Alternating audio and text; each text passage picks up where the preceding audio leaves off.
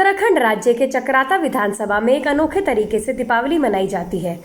बताते चले कि जौनसार की 2 खतों बाना व 8 गांव के 21 और बावर के 40 गांवों में देश के साथ नई दीपावली के रूप में मनाया जाने लगा है, जबकि जौनसार को 26 खतों के 200 गांव में आज भी एक माह बाद बूढ़ी दीपावली मनाई जाएगी। यहाँ पर लोग अपनी पारंपरिक पोशाक पहनकर पंचायती आंगन में एकत्र हो जाते हैं, जहाँ पर भीमल की लकड़ी से मशाल बनाई जाती है, जिसे होला कहते हैं, जिसे चलाकर नृत्य किया जाता है। यह दीपावली मनाने का रिवाज पौराणिक काल से है। यहाँ पर पटाखे आतिशबाजी का चलन नहीं है। रात को सारे पुरुष होला को जलाकर ढोल धमाऊं रणसिंगे की थाप पर पंचायती आंगन में लोक नृत्य कर खुशियां मनाते हैं। इस दौरान प्रत्येक घरों में चावल के अशके, चिवड़ा, पूरी सहित कई पकवान बनाए जाते हैं और दिन भर घरों में दावतों का दौर चलता रहता है। देर शाम को हर गांव में ग्रामीण पंचायती आंगनों में एकत्र होते हैं, जहां लोक संस्कृति के बीच लोक गीतों पर महिलाएं और पुरुषों पारंपरिक वाद्य, ढोल धमाऊं रणसिंगा की थाप पर पर्व का जश्न मनाते हैं और देर रात तक पंचायती आंगन से लेकर मंदिर प्रांगण तक महिलाओं, पुरुषों, युवकों, युवतियों के सामूहिक गीत नृत्य, जिसमें कि हारुल, तांदी, झेंता, रासो आदि नृत्यों पर ये लोग थिरकते रहते हैं।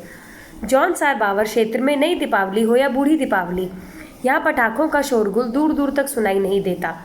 क्षेत्रवासी पर्व को अपनी पौराणिक संस्कृति व पारंपरिक रीति रिवाजों के साथ मनाते हैं।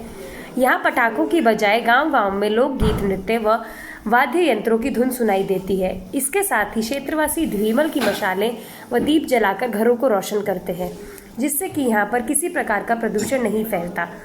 इन्हीं सब बातों से जनजातीय क्षेत्र जौनसार बाबर की यह दीपावली अपनी एक अनोखी पहचान से जानी जाती है। पुलिस ऑनलाइन न्यूज़ के लिए चकराता से विजयपाल सिंह भंडारी की रिपोर्ट। जी, सबसे पहले दिवाली की सुबह का सबको प्रणाम।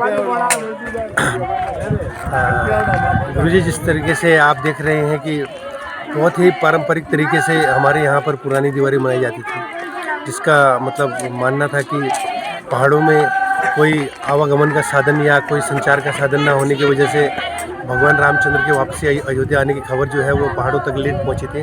उनका जो दूत है वो दूरस्थ या दुर्गम क्षेत्र होने के कारण 1 महीने बाद पहुंचा था, तो उस दिवाली को मनाया जाता था 1 महीने बाद। तो मनाने का तरीका भी इस तरीके से होता था कि हम लोग जो है दीपक होते थे, वो गागली होती है, पवित्र माना जाता है, उसको काट के जो है सरसों का प्योर जो तेल होता है उसमें बत्ती बना के जो है वो गागली के उस पर एक मतलब पीस काट देते गोल दीपक की तरह, उस पर जलाया जाता था। बहुत ही पवित्र होता था वो भी। और दिवाली की जो सुबह होती है उस दिन हम लोग जो है सुबह ही 4 बजे उठ के जो है प्रातःकाल उठ के देव समय में ये भीमल की जो पवित्र लकड़ियाँ होती है, इसके वजह इसका एक गुच्छा बनाते हैं, जिसको वो बोलते हैं, क्या बोलते हैं, ओला बोलते हैं, ब्याठी का ओला बनाया जाता है।